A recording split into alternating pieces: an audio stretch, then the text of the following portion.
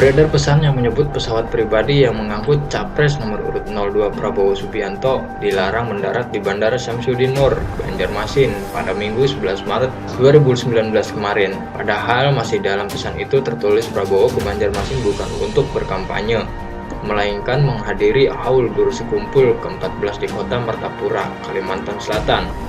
Media kemudian mengonfirmasi kebenaran kabar tersebut pada PT Angkasa Pura I Persero AP1 yang mengelola Bandara Syamsuddin Nur. Menurut Corporate Communication Senior Manager AP1 Awaludin, kabar tersebut bohong atau hoax. Hoax tuh, jadi nggak benar itu.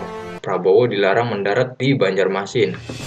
Tidak ada kabar itu, kata Awaludin saat dikonfirmasi media Senin 11 Maret 2019. Awaludin mengatakan yang sebenarnya mendarat di Banjarmasin ialah Cawapres nomor urut 02, Sandiaga Uno. Pesawat pribadi Sandiaga Uno pun diizinkan mendarat landing pada pukul 18.45 WITA. Sebenarnya itu yang mendarat pesawatnya Pak Sandiaga Uno sekitar pukul 18.45 WITA, kata Awaludin.